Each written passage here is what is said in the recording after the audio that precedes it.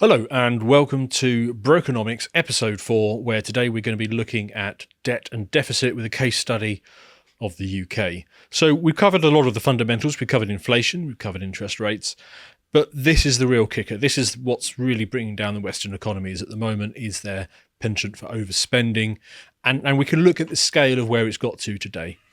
Now, whenever you're discussing national finances, it's very difficult to do because you're presented with a set of numbers and they're basically fairly meaningless. I like things at the human scale. Obviously, my background, as I've talked about before, is in venture capital. Now, typically when you're doing that, you're dealing with relatively small businesses. Quite often, they'll still be at one location, one office or one factory, one relatively small team, and a relatively small workforce. You can really kind of get in there and get a grips of what it is that you're working with. You just can't do that when you're looking at the macro scale of economies, departmental spending, and the scale of the deficit we've got today. But what you can do is you can take those national numbers and you can bring them back to the human scale by looking at what the population, the economically active population of their country is. And that's what we're going to be doing today. So this is basically stemming from a series of tweets that I put out a while ago, which was looking at a fantastic website, which is called the US Debt Clock. And what that website does is it basically takes the entire amount of US debt and it shows you that split down on an individual level, on a taxpayer type level. So this is basically the scale of the problem that the world's biggest debtor has at the moment, that the US has a national debt at this point of $31 trillion. It's an extraordinary amount.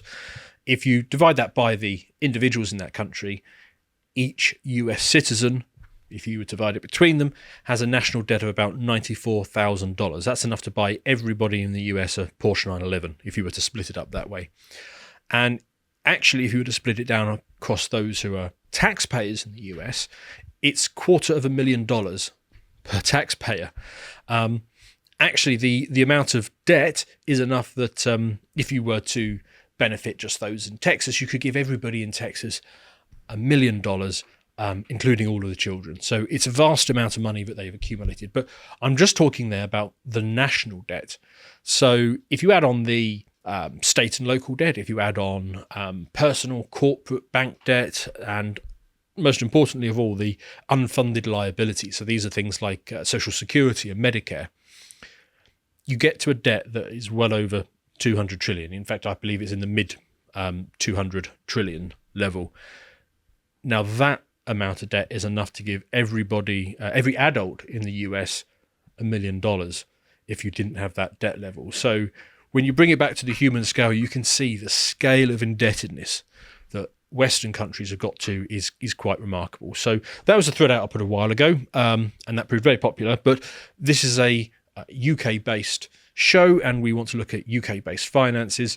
So let's do a deep dive on the UK and understand what the level of debt is, and actually propose what are some solutions that we can draw from this.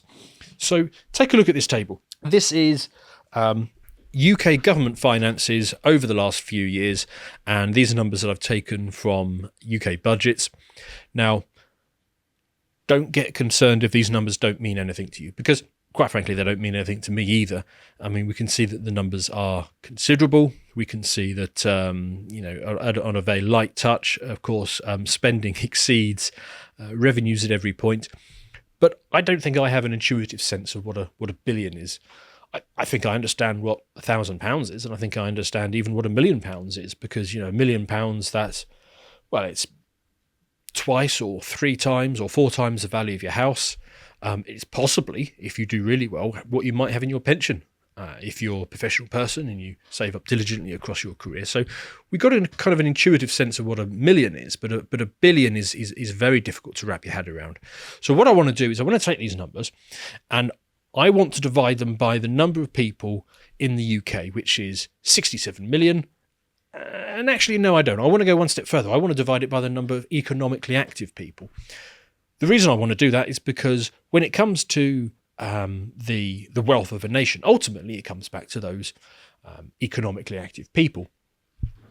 Now, this isn't to say that the economically active people includes everybody who's, say, paying taxes, because even your children If you give them pocket money, they're going to be paying VAT every time they buy something from a shop. And of course, retired people are going to be paying a whole range of taxes. They'll be paying the council tax and fuel duty and VAT and a whole bunch of other ones. But nevertheless, all of the economic activity comes from those economically active people.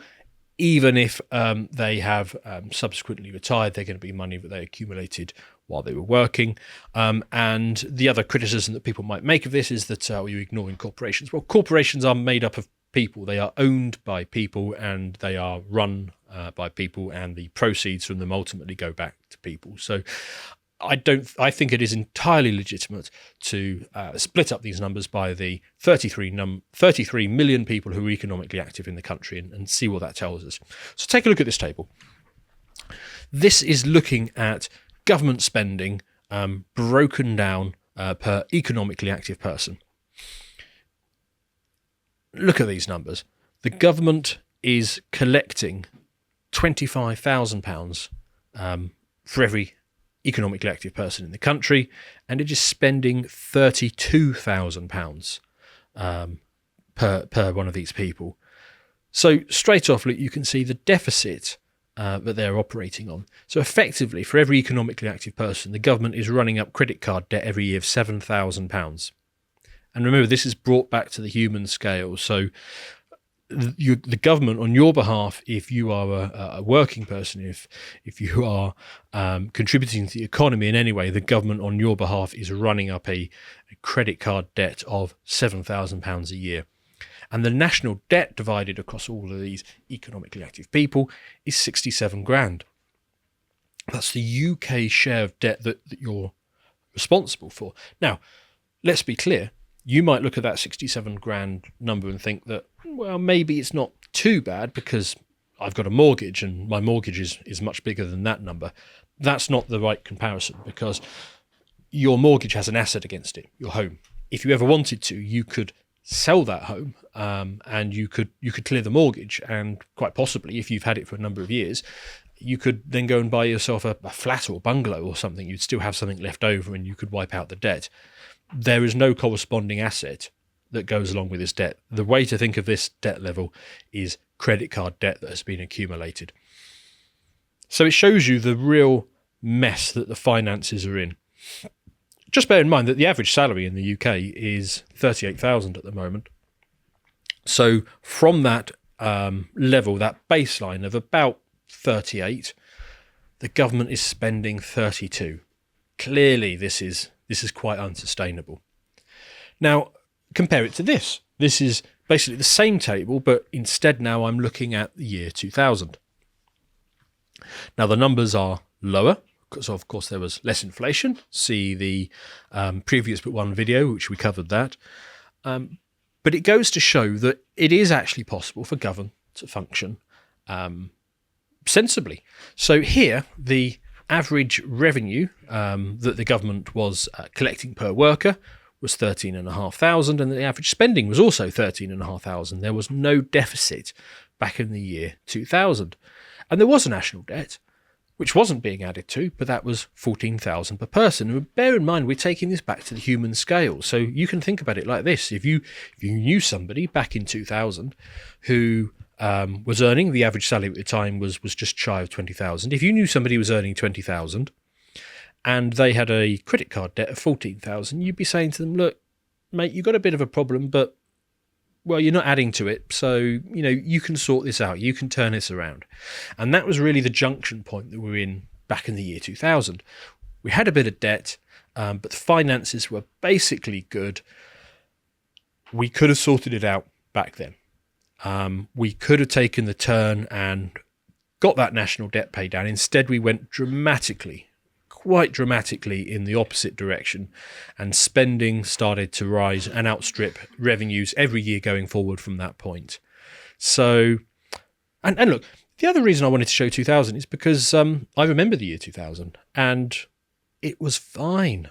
I mean, we had roads, we had hospitals, we had emergency services. I mean, the lights stayed on. I mean, everything was fine back in the year 2000. So clearly we do not need the scale of government that it has grown to over this period. Now, What's driving this? What's behind it? Well, if you've watched the previous videos, we've got some explanations for that. We know that the inflation effects, effectively money gets created at the nexus between government and the finance sector. So those two have ballooned out of all proportion. Other explanations, which are very much worth mentioning, is, of course, we've had net immigration of at least 5 million since then, or at least those are the official numbers. We don't know what the actual number of immigration since the year 2000 has been, but the official numbers are at least 5 million. And if you're on the left, you might say that corporations have become greedier since then. I don't know if I believe that explanation, but those are the range of explanations as to why we've got ourselves into the mess that we have. So, again, let's break this down to the human level. Why have we got into such a problem? How have we managed to get to this point? And it's worth taking note of just how voracious the government has come with its appetites, how much tax it's taking off you. And bear in mind, the amount of tax it's taking off you, it's still spending well beyond that. But let's say you bump into a mate you haven't seen for a few years. And this mate of yours, he's earning £50,000 a year. Now, I think you'd say that is a perfectly reasonable salary. That's a good salary for a man to be making. Let's split out the sort of tax obligation that falls on a chap like that. So first thing to bear in mind, and I'll throw this up on the screen, is before this chap has even been paid a penny, the corporate entity that he works for has been taxed quite heavily already. So that corporate entity would have paid VAT, it would have paid corporation tax, it would have paid employers' national insurance, it would have paid quite possibly a lot of fuel duties and other taxes as well. Then, of course, when it hits the pay packet, 12.5k comes out in terms of PAYE and national insurance. So straight away, our friend is left with 38,000.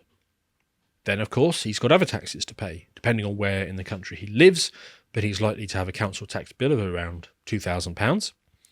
He's likely to have fuel duty to pay if he's an average commuter of another grand. Depends on how much he spends, but he's probably looking at additional £4,000 in VAT. Would be higher still if he's a drinker and a smoker quite heavily as well. And then other taxes, they typically come to about £2,000 for this bracket of individual. So he's left with 29,000 at this point. Now, I would want to go further and say that I consider inflation effectively to be a tax. We covered this in one of the previous videos. Inflation is effectively how government finances itself by creating additional money, which devalues the money that you have and the money that you get paid. So I want to treat that as a tax as well. And we know that the official inflation rate is 10% at the moment. So I'm going to take off another 5k of tax from this character as well. And we're now down to 24,000 from a 50 grand salary, and the only thing that this individual has purchased at this point is their government. Now, from that point, then you actually need to spend something. You need to pay your mortgage. You need to feed and clothe yourself and your children. And of course, the other thing is that you need to save for retirement so that you can pay half of these taxes all over again after you've already paid taxes on them the first time that you got them. So it is quite clear from this that somebody on 50 grand these days, I'm not going to say that they're a rich individual. I think that is a fairly mainstream salary at this point, and yet more than half of it is going to the government before a single penny gets spent on yourself. So this is the scale that the government is now taking money off people. And as we've already pointed out, the government is spending well beyond what they collect in taxes as well. So what's the spending problem? Take a look at this.